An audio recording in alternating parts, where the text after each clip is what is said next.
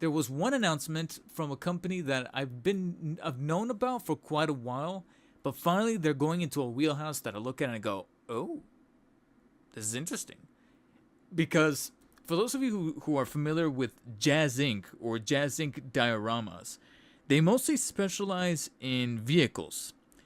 And they are very attentive to detail. They like to go the extra mile of like building certain like mechanics and features and things into their vehicles to the point where you're like, damn. And at the same time, it starts to kind of walk a very thin tightrope of like how many of these features are genuinely cool or they're just included so that they can kind of up the price, and at the end of the day they fall by the wayside and become a bit superfluous. So case in point, they made a 1/6 scale, I believe it's 1/6 scale, Batmobile from the Batman, the Pattinson one. And I remember one of the big draws about that thing is that you can actually take like a little eyedropper and pour this specific kind of liquid into the back engine so that then it could spout out like vapor to make it look like it's smoking. And I'm like, that looks sick, that looks awesome. Realistically, how many collectors are going to be routinely doing that to show it off in their like collecting den? You know what I'm saying? Like, how often is that feature really going to be used? And so, and the upkeep, having to clean it, because that's going to require some cleaning. So then you think about that, and then you think about the fact that some of these vehicles go for about 13, 14, $1,500, and you're like, that kind of kills it. It's kind of a death knell, at least for the average prosumer, let's call them prosumer, because let's face it, an awful lot of these 1/6 scale vehicles and things are going to be catering to people who collect Hot Toys, which I think in the past couple of years they managed to kind of blur a little bit between the people who are quote unquote rich versus those who are middle class and can kind of at least put a little bit off to the side to dedicate to that very high end 1/6 scale collectible vehicle or figure. And now it looks like Jazzinc is trying to tap into that a little bit further by now delivering figures. And I've been hearing about them wanting to do figures for some time, but now they're going into, like I said, a property, a specific iteration of Batman that even I am familiar with, and this is exactly why it kind of piqued my interest. That was going to be for the Batman animated series Batman. So here you have him, a 1/6 scale figure of animated series Batman. This genuinely intrigued me. They actually posted not but coming up on a couple of weeks ago, prototype images and mostly renders. They're mostly renders, to be honest, of what they're designing to be a 1/6 scale animated series Batman. Complete with like realistic scans, because like I said, that's the big thing about Jazzinc. Especially, I think his name is Jost, is the main guy, the guy who's in charge, the CEO, and he puts out these videos on their official YouTube channel, Jazzinc. And like I said, I've been knowing about them for a while, and I know that their main thing was vehicles.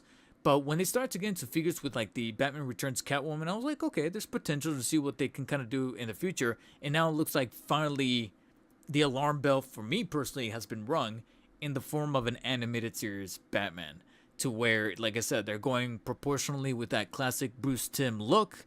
You got the head sculpts. It looks like you're going to have 3 head sculpts with 2 mouth plates. The static frown one, the slight smirk one, grimace, and then shocked, complete with angry face, slightly neutral-ish kind of default face, as you can kind of see in these renders.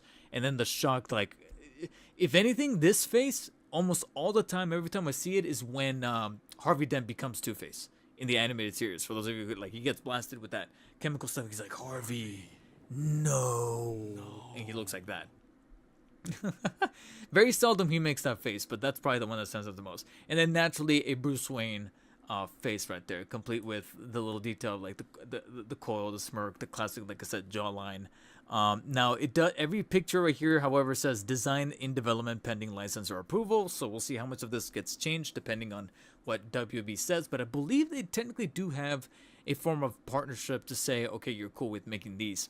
Along with that, you're also going to get the accessories, of course, the belt. I don't know why this bat symbol is by itself, but naturally you're also going to have a breathalyzer, the little eye, night vision like kind of visor that he puts up every so often throughout the animated series. I believe this is the grapple because it's got those two buttons that he sometimes presses. I think a tape recorder from what I remember, and then of course you can't go wrong with including a batarang. Then over on the side, the different hand, whoa, going too fast. Over here, you're gonna have the hand accessories and removable gauntlets with the spikes, which leads me to believe that, I don't know if they're gonna show it off here in the pictures. I don't know, it might come up, but that makes me theorize that maybe we're gonna have a way to make like a relaxed coming in from a night out Bruce Wayne still wearing the Batman suit but taking off the gloves with like natural silicone, skin textured hands, and then of course removing the cowl with the Bruce Wayne head. So he's kind of like this, like taking on the computer, like after he just came in and talking to Alfred. God only knows if we're gonna get a 1/6 scale Alfred from animated series. But there you have the head. I think this picture, if anything, kind of showcases the blue shading, reminiscent of his look in the animated series. Which, in my opinion, I gotta be honest, some people might differ on this topic, on this point, but I personally like it when they do this versus the very straight-lined, cel-shaded look, like sometimes McFarlane or even DC Direct back in the day, or even some other companies like to do with the animated series property, where they do the cel shading, but it's literally like almost kind of looks like watercolor, not really, but it looks like splotches to make it look like it's cel shading, but it only works from certain angles, and to me it never really sold it, because often when I have like the full lighting set up here and I'm doing the review, it sometimes looks a little off. And then with other characters like Robin, it looks like they peed their pants because they went with like a darker hue on the inside of the pants of like the red or the green for his suit. But even though they intended for it to look like cel shading, it ends up looking, like I said, like he peed his pants. So it doesn't translate terribly unless you put it in a very specific angle with very specific lighting.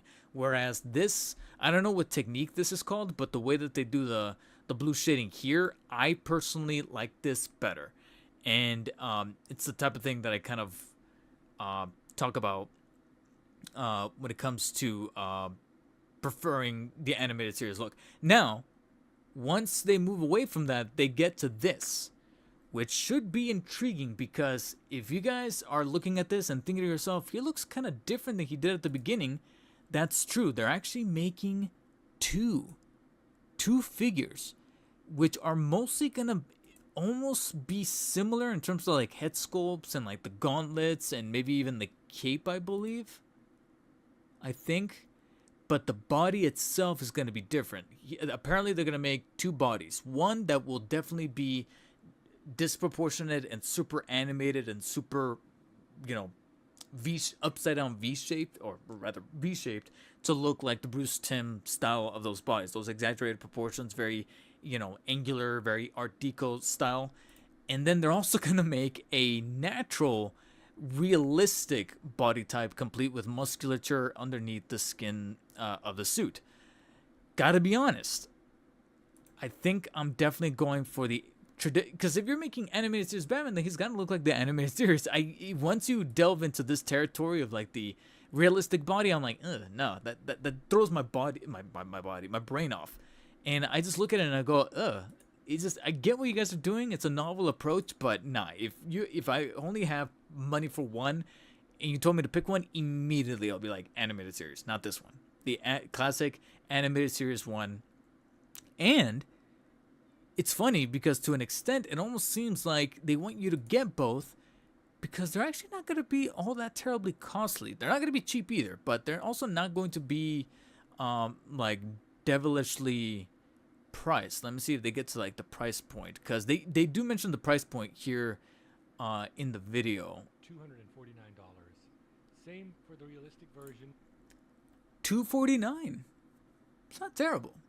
Not cheap. I'm not saying it's cheap or like a bargain or like a deal. It's not, but at the same time, I'm like, I gotta be honest, for Jazzinc, I was kind of expecting somewhere close to about $300, but $249, I'm like, Except then it's a customized apparently, it's gonna be the same price for this one. Highest quality, full metal skeleton. Also, yeah, see, a metal skeleton underneath. I'm like, I don't. No offense, but I don't care because I'm not gonna see it. unless people who get it in their hand, like preview units, do reviews and they come back saying, yo, the articulation, the actual pulsability, it feels nice. You can actually feel it. And it does something that may not translate well visually on camera, but at least some of these people who maybe some of these influencers who might get some ahead of time might be able to convey that and go, yeah, the skeleton actually does benefit the articulation. Jazzinc, if you guys want to hit me up and talk shop about covering this on the channel, hit me up. I'll definitely be down for it. Because I'm definitely intrigued. This is one of the Batman that I grew up with. I would almost argue that I think I grew up with this guy more so than I even did with Bale or Keaton, or even the Schumacher interpretations, most definitely.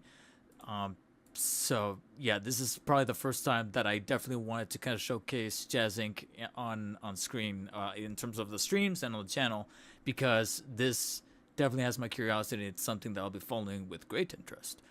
Phantom Menace reference there. And they said that depending on how this guy performs in terms of pre-orders, sales, reception, they are looking into, I mean, they were already making the Batmobile. Like, this one was given, in fact, the Batmobile, because they do specialize in vehicles firsthand. And he even mentions in the video that the fact that it's going for a very smoothed over look, because it's the animated series one, it's like, okay, well, doesn't technically require all that manufacturing, so we can legit afford it to price it at $249, competitive prices for something like Hot Toys or even InArt.